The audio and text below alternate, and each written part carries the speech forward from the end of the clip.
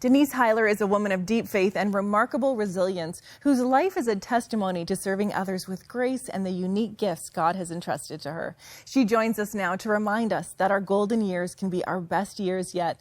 Denise, welcome to 100 Huntley Street. Thank you so much for having me, Pastor Gibbs, PG. Thank you. And we should say Denise's career path operationally in this world. She was a supervisor with the City of Toronto in social services. Yes, I was. Yes, I was. That's a big role. It was an amazing job to have. I was the best job of my life, I think. Oh, wow. Yes. Wow. And I'd imagine there'd be a lot of challenges throughout that time.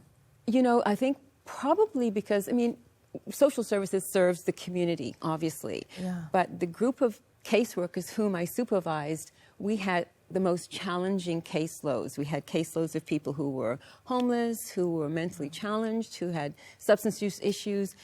I supported them while they supported the clients. And that was, I just wanted to make sure that they were right because the clients needed them. Well, you were downtown Toronto. Yes. So let's go back now to find out what would have prepared you for that role, right? Yeah. And that's the questions we have to ask you today. Okay, let's see what I can find. Yeah, well, you know, I think when you're dealing with supporting caseworkers that are supporting those who are most at risk, your faith probably had a big impact on that. I don't know that I thought of it that way. Okay. But I think in retrospect, as I'm able to sit back in these years now and reflect on some of the times, because I do miss that group of people.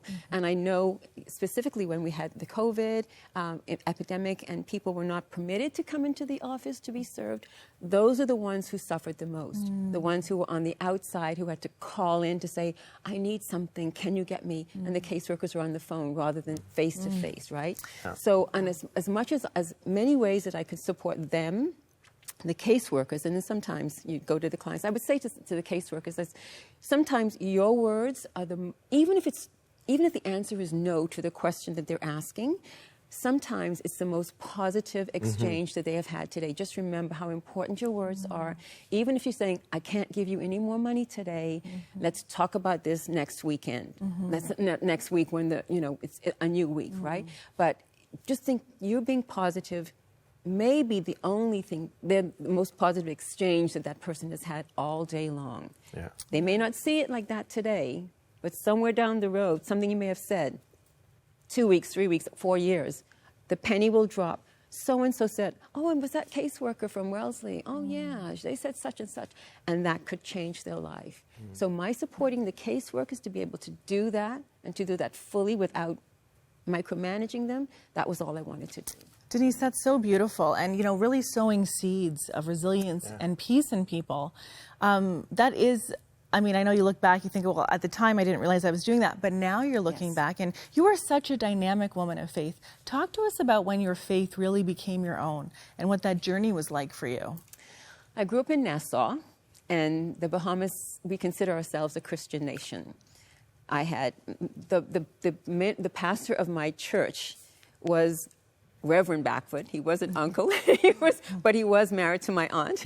Okay. But so I was always surrounded by people of faith, and whether you knew it internally at the time, it was growing inside. It was growing inside, and I don't know. Even I just went to church. I did things that were... So there wasn't a defining moment? There wasn't a defining moment. Not for me. I don't believe there was.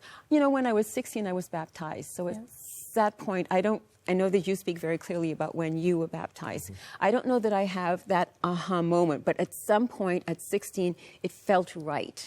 It felt right at that time to do it.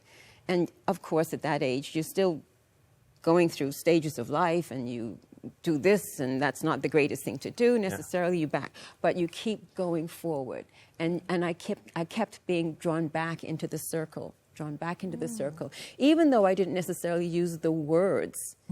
I knew that I was being surrounded by love that was from above. Well, that's interesting because you already said it from the beginning.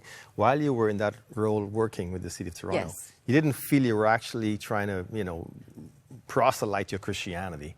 But from a teenager, God was already stirring you to be the model for Jesus. And I think it's Francis of Assisi who says to preach the word and use words if necessary. If necessary, yes. Right? And that's what you were doing, I guess, all along. You were preparing you for that. So how then did you serve feel you serve in that capacity, not just from the operational secular side, but now that you're in your golden age, as you're migrating into the age you're in right now, how do you think that you were serving in those both capacities?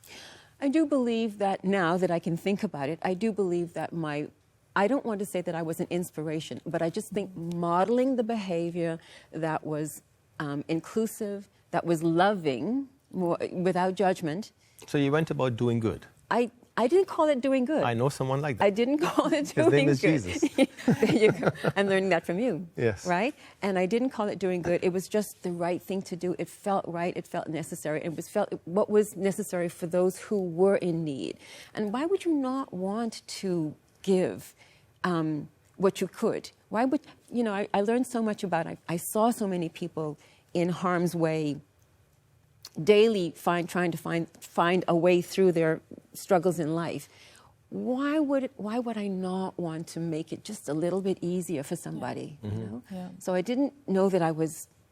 Yeah. I was just doing what was right. But you were modeling. I was modeling what you were raised in, that faith, right? Yes. But now that that's past you for the most part, you are now in the golden years. Yep. Let's That's talk true. about the golden Which years. is hard Where to are you right believe. now with that? Thank you. Yeah, very hard to believe. I love the fact that I can get up every day. I know some people aren't always motivated to get up and go out, but my calendar is filled with activities that I'm doing every day. It might be going to church to volunteer at church. It might be going to the food to do some work for a food bank. It might be going to another organization in Etobicoke where I pack bags of staples.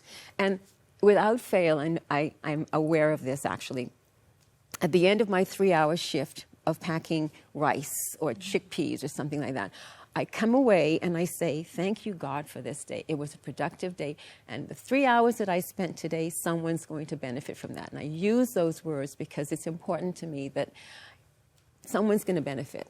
Yeah. And if I have the time and the energy and I can stand for 3 hours and lift a couple of boxes, why not? But you, Why not? but you're a senior. So, Says who? Well, well, that's the whole. So speak to us and speak to our audience. That Lara, we talked about this, right? Even for myself, do we just recline and say there's nothing of any value for me anymore? No. Yeah, and I think no. some people in their golden years will say, there's nothing I can contribute, or I'm not being included, the doors aren't open for me, and yet I feel as someone who has not reached my golden years yet, I actually need people in their golden years around me because I need their wisdom, I need their direction, their understanding of who God is and what the seasons of life are like. But for that person watching right now who says, well, maybe there's nothing for me, that's it, I've retired from my secular job, and what can I even do? What would you say to them? This world, I believe, certainly this city, runs on volunteerism. If you have a moment, a thought, and you may not be physically able to do something, but you might be able to pick up the phone and call someone who is isolated. You might be able Lonely. to... Yeah, absolutely. You might be able to go to the library and offer to teach. There are newcomers to the country who don't speak English properly and are trying to learn. Well, you may be able to sit for a 2-hour talk cafe and to chat with them in English. So not about learning, but just conversation, so it makes it easy. You don't have to be able to be physically fit to do some things. You can certainly make use of your time and your expertise and your caring, your heart, that's your heart out there. Yeah. Well, and so the service that you rendered in the world, now that you have retreated into this retirement perspective, do you believe in retirement? Maybe you can speak to that because I'm sensing a sense of spiritual presence. That's more, yes. I'm really much more aware of the spiritual presence in my life now. I'm literally much more aware of it. So I'm moving into that further and deeper. But I don't see that there is a need to retire. I believe if you retire, you And we're talking spiritually expire. speaking now, right? Absolutely. Faith and purpose, right? You have so much to offer. You have and still grow. Yeah. I think learning from others, maybe not in my demographic group, Yeah. but I can learn things from the others, Yes. newer people, younger people. That's important too.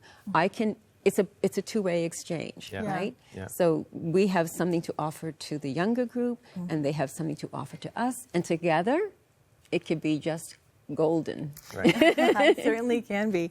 You know, Denise, when you think about your life right now and everything that you're doing, this is your pastor, Yes, Pastor yes. Wendell Gibbs, and you are a member of First Baptist Church. Baptist Church. What role do you think being part of a church community plays in your outlook on life and how you're doing? I came to First Baptist Church to stay, 2016, and it's endeared me to. I just love going into First Baptist and being there.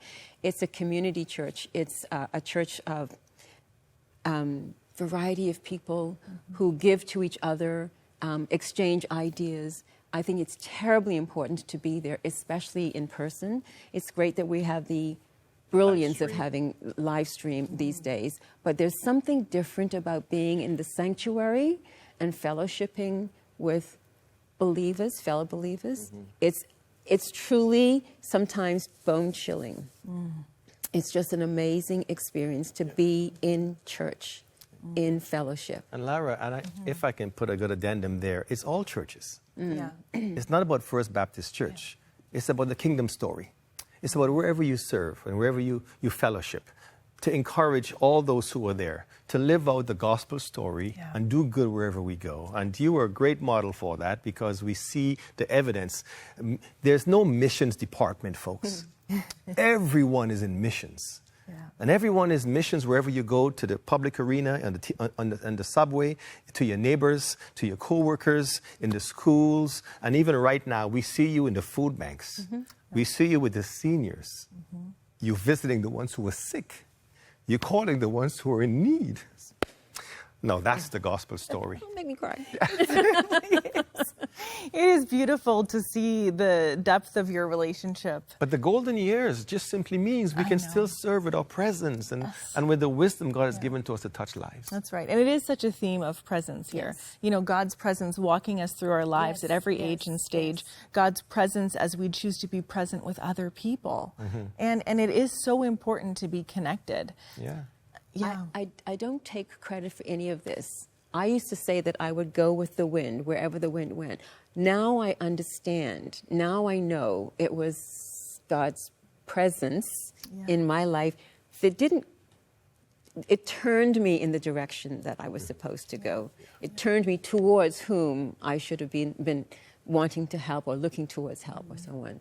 I think that's what I'm really, that's important to me these days. Yeah, well, Denise, you've got me excited for my golden years. I am Don't thrilled. rush it. No, I won't rush it. I won't rush it. I would say take your time and hurry up. Yeah, take your time and hurry up. Denise, thank you so much for being with us today, for giving us a glimpse into the fact that our golden years can be our best years yet, and encouraging us and our viewers on this journey. You are such a gift to so many. Thank you for being with us. I appreciate this. Thank you so much for having me. Thank you, Pastor Gibbs. Well, stay with us. There is so much more inspiration to come.